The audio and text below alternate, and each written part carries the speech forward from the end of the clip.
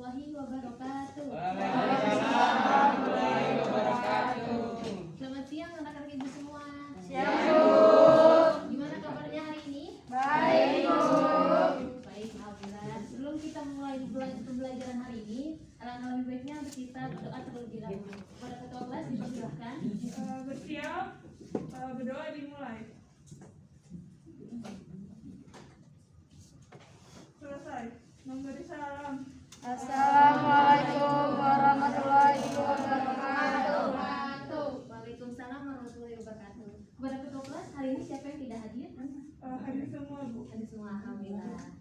Oh iya, sebelum kita mulai pembelajaran, Ibu mainkan ice breaking untuk pemanasan untuk meningkatkan semangat kalian. Namanya itu tepuk bumi.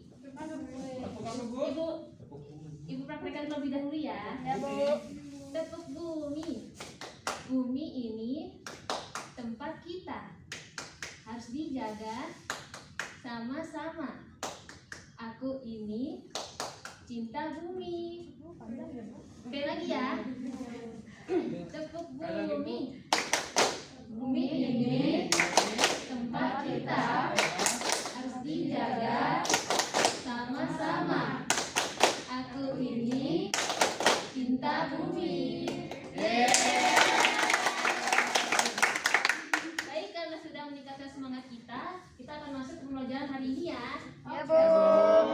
Pembelajaran hari ini kita yaitu kondisi alam Indonesia. Terdapat tujuan pembelajaran hari ini yaitu setelah mempelajari konsep kondisi alam Indonesia, siswa mampu memahami dan menjelaskan kondisi geologis Indonesia. Setelah mempelajari konsep kondisi alam Indonesia, siswa mampu memahami dan menjelaskan bentuk muka bumi Indonesia. Dan setelah mempelajari konsep kondisi alam Indonesia, siswa mampu memahami dan menjelaskan kondisi iklim Indonesia. Terdapat tiga materi hari ini yaitu kondisi geologi Indonesia, bentuk bumi Indonesia, dan kondisi iklim Indonesia. Yang pertama yaitu kondisi geologi Indonesia. Kondisi geologi Indonesia, karena Indonesia secara geologis Indonesia terletak pada pertemuan tiga lempeng tektonik besar yaitu lempeng Indo-Australia, lempeng Eurasia, dan lempeng Pasifik. Bisa dilihat di peta tersebut, lempeng Eurasia dan lempeng Indo-Australia bertumbukan di Pulau Sumatera, Jawa, dan Nusa Tenggara. Sedangkan lempeng Pasifik dan lempeng Eurasia bertumbukan di Pulau Papua dan Maluku. Nah, hubungan antara lempeng tersebut membentuk pegunungan dan sebagian yaitu gunung berapi di sepanjang Pulau Sumatera, Jawa, dan Nusa Tenggara.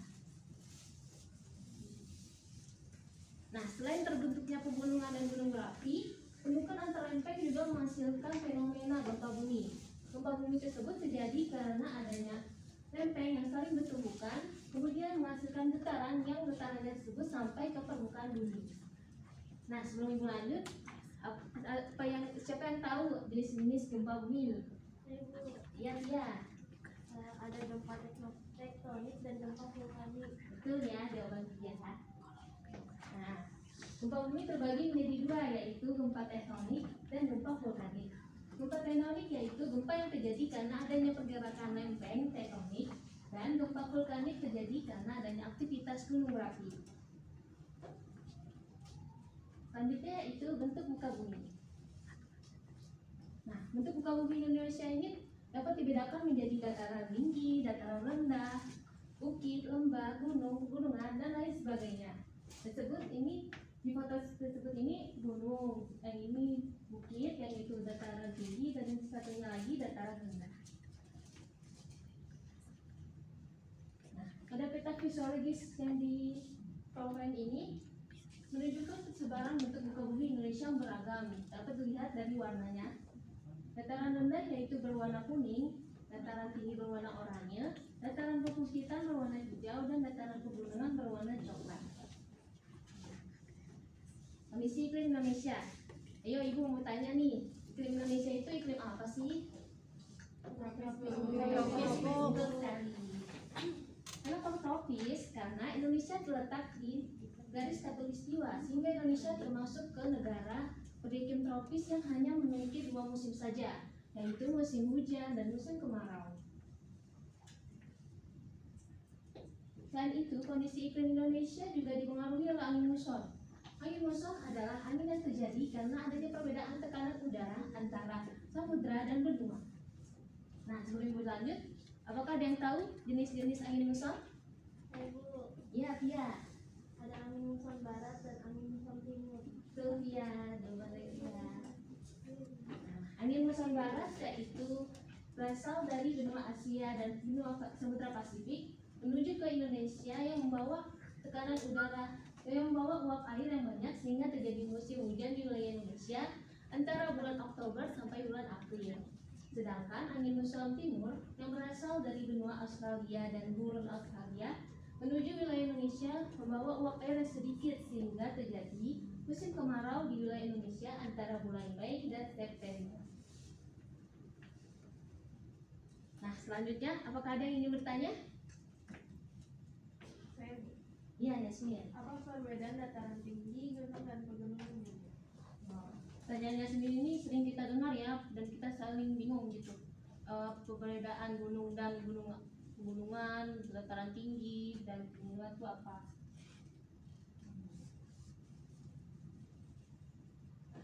Bisa dilihat ya, dataran tinggi merupakan dataran yang wilayah daratan yang memiliki ketinggian sekitar 500 sampai 700 meter di atas permukaan laut. Sedangkan kalau gunung, wilayah daratan yang menjulang sangat tinggi dan berbeda di antara daerah-daerah lainnya yang memiliki ketinggian antara 1000 meter di atas permukaan laut.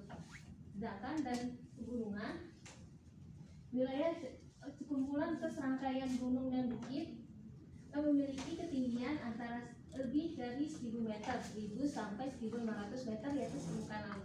Contoh dari dataran tinggi ini dapat kita lihat di dataran tinggi Dieng di Jawa Timur, di Jawa Tengah, dataran tinggi Malang di Jawa Timur, dan dataran tinggi Alas di Aceh. Sedangkan kalau gunung bisa kita lihat di Gunung Bromo, Gunung Semeru, Gunung Rinjani di Nusa Tenggara. Dan kalau pegunungan dapat kita lihat di Pegunungan Jaya Wijaya Benua Papua dan Pegunungan Bukit Barisan di Pulau Sumatera. Dapat dipahami ya sih? Iya, sama. Apakah ada yang ingin bertanya lagi? Tidak ada ya. Baik, Ibu akan memberikan tugas untuk kalian, yaitu tugas kelompok. Nah, pada peta fisiografis ini sangat membantu untuk mengetahui kondisi bentuk-bentuk muka bumi suatu wilayah. Nah, setelah mencermati peta tersebut, kalian akan berdiskusi kepada kelompok kalian untuk mendeskripsikan kondisi fisiografis dan bentuk muka bumi di Pulau Indonesia. Kalian dapat mengakses di link bit.ly ini. So, nanti Ibu akan memberikan link bit.ly ini ke ketua kelas agar bisa di-share di grup kelasnya. Dapat dipahami? Kemudian nanti kita akan presentasikan tugas ini di pertemuan berikutnya. Nah, sebelum kita menutup pertemuan kali ini, apakah ada yang ingin memberikan kesimpulan? Tidak ada ya? Ibu akan memberikan kesimpulan pertemuan kita hari ini. Secara geologis, Indonesia terletak pada pertemuan 3 lempeng tektonik besar, yaitu lempeng Indo-Australia, lempeng Eurasia, dan lempeng Pasifik. Tumbukan antar lempeng tersebut membentuk pegunungan dan gunung berapi serta fenomena gempa bumi. Bentuk muka bumi di Indonesia dapat dibedakan menjadi dataran rendah, dataran tinggi, bukit, lembah, gunung, pegunungan, dan lain-lain. Indonesia juga terletak tepat di garis khatulistiwa, sehingga Indonesia termasuk negara iklim tropis yang hanya memiliki 2 musim, yaitu musim kemarau dan musim hujan. Selain itu, kondisi iklim Indonesia juga dipengaruhi oleh angin muson barat menyebabkan musim hujan di Indonesia, dan angin muson timur menyebabkan musim kemarau di Indonesia. Baik, sekian dari pertemuan kita hari ini. Apakah ada yang ingin bertanya kembali? Ibu juga ingin mengingatkan kembali untuk tugas ini ya. Kalian bisa berdiskusi kepada kelompok kalian setelah pelajaran hari ini. Kemudian kita akan presentasikan di pertemuan berikutnya.